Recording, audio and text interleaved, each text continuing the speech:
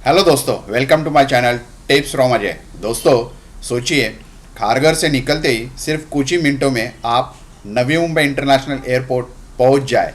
न सायन पनवेल की ट्रैफिक, न खारघर चौक की भीड़, न लंबा हाईवे रूट, क्योंकि एक नया कोस्टल रोड आने वाला है जो पूरा नवी मुंबई का ट्रैवल मैप बदल देगा। और इसकी सबसे बड़ी अपडेट अभी अभी सामने आई है।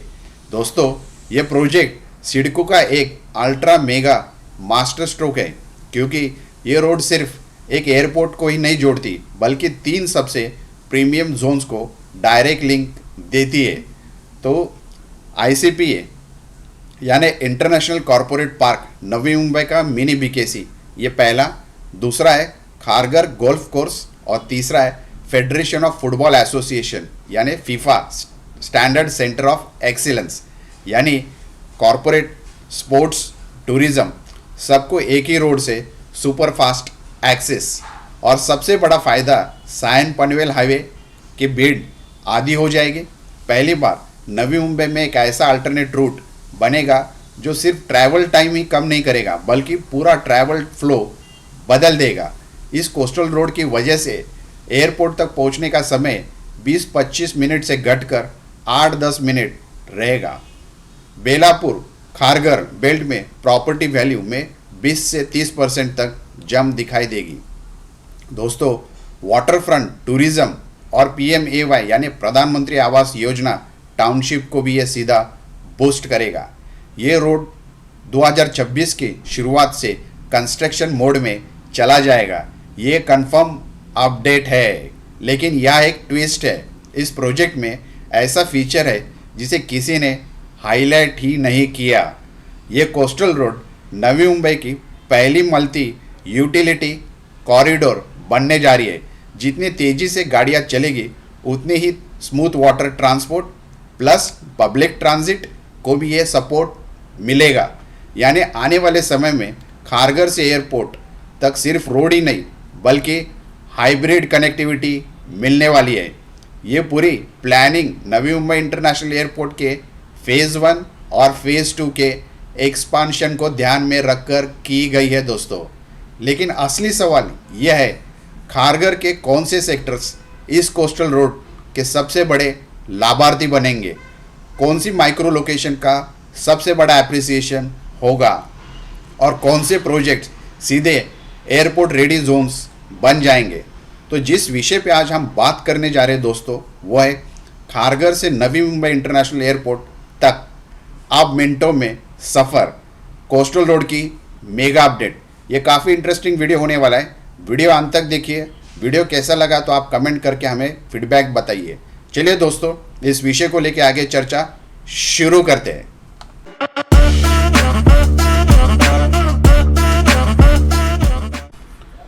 तो दोस्तों, खारघर कोस्टल रोड, इसका पूरा विवरण यानी विश्लेषण आगे हम देखते हैं। यह परियोजना क्या है। तो खारघर कोस्टल रोड नवी मुंबई में बनने वाली एक समुद्री क्रीक किनारे चलने वाली 9.68 किलोमीटर की एक लंबी प्रमुख सड़क है। इसे सिडको द्वारा विकसित किया गया है।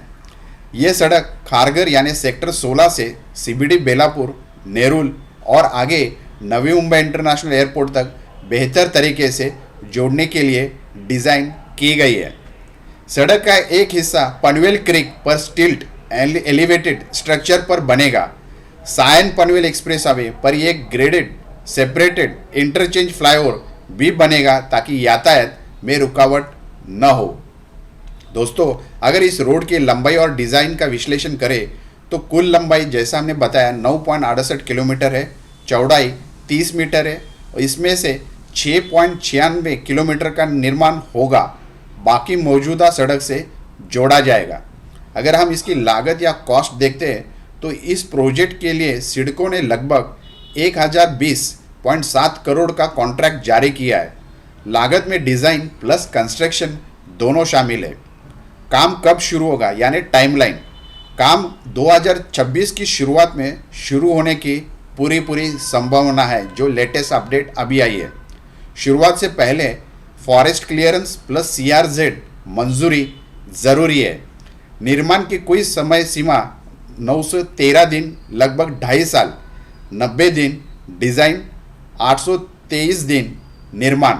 यदि ये प्रोजेक्ट पूरे समय पर होता है तो प्रोजेक्ट अनुमानित लगाया जाता है कि ये 2029 तक हो सकता है, मतलब उम्मीद लगाई जा रही है। अब देखते हैं इसके ठेकेदार या कॉन्ट्रैक्टर किसे ये प्रोजेक्ट मिला है। तो प्रोजेक्ट का काम जे कुमार प्लस JM महात्रे ये जॉइंट वेंचर कंपनी करेगी। डिज़ाइन और निर्माण दोनों की जिम्मा इसी जॉइंट वेंचर के पास है। आप देखते हैं दोस्तों, खारघर कोस्टल रोड इतना इम्पोर्टेंट और महत्व क्यों है। तो सबसे पहला है नवी मुंबई इंटरनेशनल एयरपोर्ट तक सबसे तेज़ और सीधा मार्ग। तो नवी मुंबई इंटरनेशनल एयरपोर्ट के लिए ये रोड सबसे प्रभावी लिंक बनेगा। खारघर, बेलापुर, नेरुल, सीउड्स और पनवेल के बड़े हिस्से के ये एयरपोर्ट तक यात्रा 30 से 40% तक कम होने की संभावना है। एयरपोर्ट से जुड़े कॉरपोरेट, होटल, लॉजिस्टिक्स और कार्गो सेक्टर को लाभ भारी मिलेगी। दूसरा, सायन पनवेल पर दबाव कम रहेगा यह हाईवे पे। अभी बेलापुर, खारघर, पनवेल की 80 से 90% की traffic Sion Panvel express highway पर चलती है। कोस्टल रोड एक वैकल्पिक समांतर हाई स्पीड कॉरिडोर देगा। इससे ट्रैफिक जाम कम हो जाएगा, एक्सप्रेसवे की लाइफ बढ़ेगी और यात्रा का समय घटेगा। तीसरा, खारघर के 3 सबसे बड़े प्रीमियम प्रोजेक्ट्स को ये सीधा कनेक्टिविटी देगा। जैसे हमने बताया, इंटरनेशनल कॉरपोरेट पार्क, सिडको का BKC का जैसा कॉरपोरेट पार्क बनाएगी। कोस्टल रोड इसे एयरपोर्ट प्लस बेलापुर प्लस सीउड्स से जोड़ा देगा। इससे ICP में, मतलब इंटरनेशनल कॉरपोरेट पार्क में निवेश तेजी से बढ़ेगा। MNCs और फाइनेंशियल हब आकर्षित होंगे। दूसरा है खारघर वैली गोल्फ कोर्स। ये इंटरनेशनल 18 होल गोल्फ कोर्स बन रहा है। कोस्टल रोड इसे और एक्सेसिबल बनाएगा। यह हाई इनकम हाउसिंग और टूरिज्म को बूस्ट देगा। तीसरा है सेंटर ऑफ एक्सीलेंस और educity, future globe education plus skills hub. Coastal road छात्रों, फैकल्टी, स्पोर्ट्स और एडमिन ट्रैवल को आसान बनाएगा। और चौथा है खारघर बेलापुर बेल्ट का रियल एस्टेट बूम।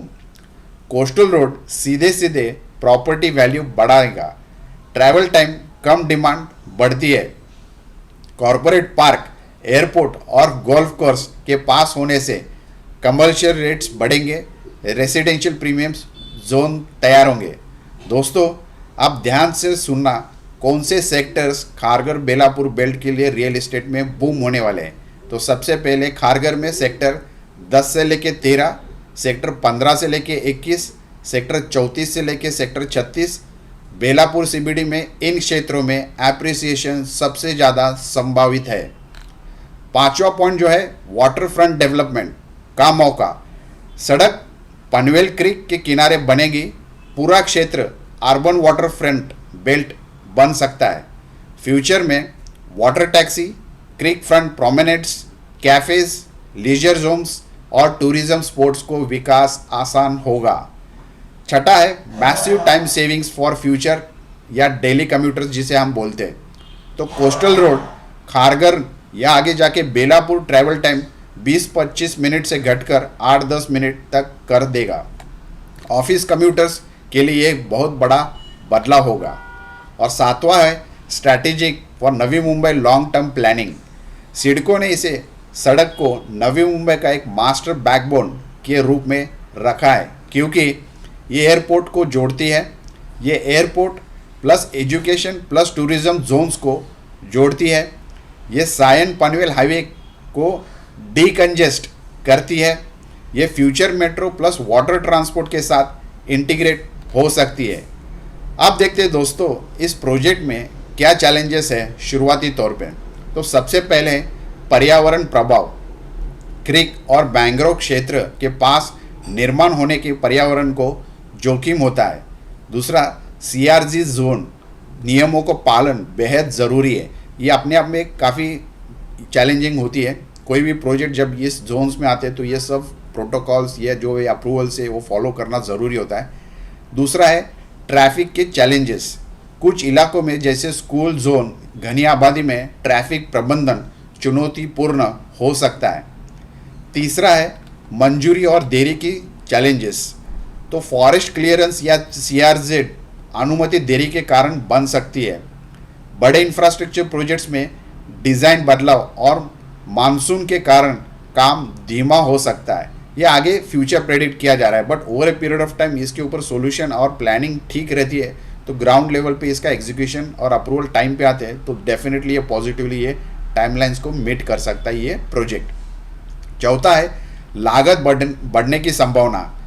भू तकनीकी स्थितियों और पर्यावरण उपायों के कारण भविष्य में इसकी लागत बढ़ सकती है। हमें ये पता है कि कोई भी प्रोजेक्ट अगर शुरू में कई कुछ कारण होने की वजह से अगर डिले होता है तो उसकी कॉस्ट जो हमने अनुमानित या इनिशियली हमने जो रखी है वो आगे जाके इसकी वृद्धि होती है, मतलब कॉस्ट में बढ़ती है। तो ये देखना ज़रूरी है कि जो भी टाइमलाइन सेट की है उसके हिसाब से प्रोजेक्ट एग्जीक्यूट होना ज़रूरी है। तो दोस्तों ये काफ़ी इंटरेस्टिंग अपडेट आई थी जो हमने अपडेट ली और हमने रूबेरूब इस विषय को समझा। ऐसे ही नोटिफिकेशन जो आते हैं सिडको द्वारा हम अपडेट लेते रहेंगे ताकि आप लोगों को अपडेट टाइम टू टाइम मिले। तो दोस्तों अगर वीडियो अच्छा लगा तो शेयर करिए, सब्सक्राइब करिए और ज़्यादा से ज़्यादा लोगों में पहुंचाने की कोशिश करिए। Thank you so much. Take care of yourself and your family. Thank you.